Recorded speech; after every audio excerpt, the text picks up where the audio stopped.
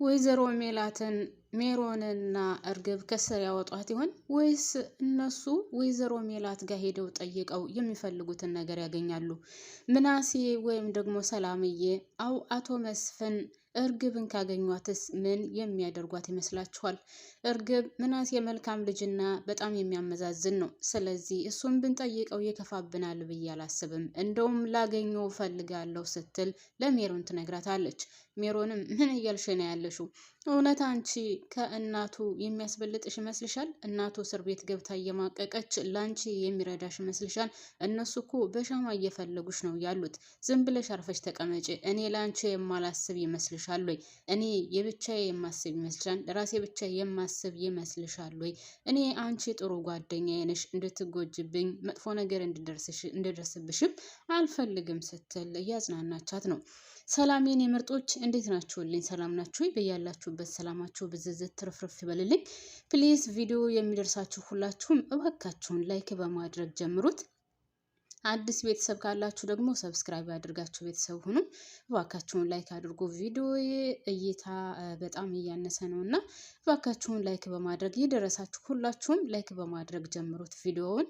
በጣም ነው የምወዳችሁ፣ በጣም ነው የሚያከብራችሁ። ስለምታበረታቱኝም ፈጣሪ ባላችሁበት ያክብርልኝ። ቴንኪው ሶ ማች። እናም ወይዘሮ ሜሮንና እርግብም ወደ ወይዘሮ ሜላት መሄድ አለብን። እሷ ምን ያክል እንደምትረዳን ባናቅም፣ ነገር ግን እሷን ሂደን ጠይቀን ከዛ በኋላ ሁለታችንም እጅ መስጠት አለብን ተባብለዋል። መጀመሪያ እርግብ እኔ በቃ ይበቃኛል፣ ካሁን በኋላ እንዳክስቴ ደመ ከልበ ሆኖ ወይም ደመ ከልበ ሁኜ መቅረት አልፈልግም፣ እጄን ለፖሊስ እሰጣለሁ ብላ ከሜሮን ጋር ተጣልታ ልትሄድ ስትል ሜሮን ናት ያስቀረቻት። እውነት ለመናገር እርግብን አሁን ሰው ቢያገኛት ምናልባትም ያ ማነው ስሙ የወይዘሮ ባዩሽ ተላላኪ የነበረው ወይም ደግሞ አቶ ቃልአብ ካገኟት ምናልባትም ሊገሏት ይችላሉ። ነገር ግን በወይዘሮ ሜላት ቤተሰብ በኩል ማንም ቢያገኛት እርግብን ለመግደል ማንም ስራ የፈታ አይመስለኝም። አይገሏትም ሲጀመር። ምናልባትም ለፖሊስ አሳልፎ ይሰጧታል። ከዛ በኋላ ትወጣለች። እንደዛ ያልኩበት ምክንያት ወይዘሮ ሜላት እስካልገደለች ድረስ ወይም ምንም አይነት ወንጀል እስከሌለባት ድረስ እርግብን ገለው እነሱ ወንጀለኛ አይሆኑም። ስለዚህ ለፖሊስ አሳልፈው ይሰጧታል እንጂ እርግብን በጭራሽ አይገሏትም። ውድ ቤተሰቦቼ እርግብ ግን አሁን ለፖሊስ እጅ መስጠት አለብኝ። ደሜ ደመ ከልብ ሆኖ እንዳክስቴ እንደቀር አልፈልግም ስትል ለሜሮን ትነግራታለች። ሜሮን ደግሞ በጭራሽ ይህ ነገር አይሆንም፣ አንቺ እጅሽን የምትሰጭ ከሆነ ብቻሽን ልትሰጭ አትችም። መጀመሪያ የወይዘሮ ሜላትን ቤተሰብ እናናግራቸውና የሚረዱን ከሆነ ይረዱናል፣ ካለበለዛ ግን እኔና አንቺ አብረን ሁለታችንም እጃችንን እንሰጣለን ብላ አጽናንታታለች። በነገራችን ላይ ሜሪም ከዚህ ችግር ውስጥ የገባችው በእርግብ ምክንያት ነው። በዛ ላይ ደግሞ እርግብ አሁንም ተምቹን በጣም ትወዷለች። እኔ ግን ከምንም በላይ ማን እንዳሳዘነኝ ታውቃላችሁ? ድንብላል ማርያምን ተምቹን በጣም ወደዋለች፣ በጣም አፍቅረዋለች። ነገር ግን ተምቹ ደግሞ እርግብን ነው የሚወደው። በዛ ላይ አሁን እርግብ እየደወለችለት ነው። እርግብ ደውላለች። ስልኩን ካነሳ ደግሞ እርግብም በፊት መጀመሪያ ስንቀራረብ አልወደውም ነበር፣ ነገር ግን አሁን ወድጄዋለሁኝ፣ ምን ማድረግ እንዳለብኝ አላቅም ብላለች። ስለዚህ በመካከላቸው ድንብላል ትሰቃያለች እንጂ የተምቹን ፍቅር ታገኛለች ብዬ በጭራሽ አላሰብም። ግን በጣም በሚያሳዝን ሁኔታ እየተሰቃየች ያለችው አሁን ከማንም ከምንም በላይ ድንብላል ናት። ድንብላል በጣም ተምቹን ወደዋለች፣ አፍቅረዋለች። ማርያም በጣም ነው ያሳዘነችኝ እውነት ለመናገር። አዎ ድራማ ነው ግን አላደል የሆነን ሰው ትቀርቡታላችሁ፣ አዝናችሁለት፣ በቃ የሆነ ሁኔታው አሳዝኗችሁ ምናምን ትቀርቡታላችሁ። ግን እናንተ ሳትወዱና ሳትፈቅዱ ፍቅር ውስጥ ትገባላችሁ። ያ ሰው ግን ለእናንተ ምን አይነት አመለካከት አለው፣ ምን ያክልስ ያከብራችኋል፣ ምን ያክልስ ለእናንተ ስሜት አለው የሚለው ነገር ሌላ ጉዳይ ነው። ፍቅር ወዳችሁና ፈቅዳችሁ የምታመጡት አይደለም። ግን ምን ዋጋ አለው? በአንድ ጎን በኩል ሲሆን ደግሞ መብርሃንን በጣም ነው የሚያስጠላው። በጣም በተለይ ደግሞ ሴት ልጅ ወዳ ወንድ ልጅ ካልወደደ ድንግል ማርያምን እንዴት አባቱ እንደሚያስጠላ ጌታን በጣም ነው የሚደብረው። እና አሁንም ድንብላል ያለችበት ሁኔታ እንደዛ ነው። መጀመሪያ የቀረበችው አሳዝኗት ነው። እንደዛ አስፓልት ላይ ኩርትም ብሎ ተኝቶ የሚለብሰው የለ የሚበላው የለ ምናምን ፀሐይ በላው ላይ እንትን እያለበት እያቃጠለው ነበር ያገኘችው። እንግዲህ እሷ ራሱ ከወይዘሮ ሜላት ፊት ለፊት ራሱ ቁማ ተጣልታ ብዙ ዋጋ ከፍላ ለተምቹ ምግብ ስትወስድለት የነበረው በዛ በቃ ተላመዱ። ታውቃላችሁ፣ በቃ ተላመዱ፣ ተግባቡ፣ ወደደችው። እሱ ግን ለሷ ምንም ማለቴ ይጠላታል ማለት ሳይሆን ምንም አይነት ስሜት የለውም። አሁን እርግብ ከደወለችለትና ከእርግብ ጋር ከተገናኘ ደግሞ እንደምታውቁት እርግብን ይወዳታል፣ ያፈቅራታል። ስለዚህ ከእርግብ ጋር ይሆናል ብዬ አስባለሁ። ደግሞ እርግብን ቢያገኛት እርግጠኛ ሆኜ የምነግራችሁ 100% ያግዛታል። ወይ ይዟት ይጠፋል ወይ የሆነ ነገር ያደርግላታል። ግን ያው ከስልኩን ካነሳና ከተገናኙ ነው። ደውላለት እንዳየ ወይም ደግሞ ማለት ደውላለት ካየና ሚስ ኮሉን ካየው ይደውልላታል ብዬ አስባለሁ። ያው ድንብላለየ ግን በመሀል ትቀራለች። እንግዲህ ምናሴ በጣም ደስ የሚለው ነገር ሁሉንም ይረዳል። ምናሴ እውነት በጣም መልካም ልጅ ነው። እንግዲህ ሊያፋልጋት የምትፈልገው ቦታ ድረስ አብሯት ሂዷል።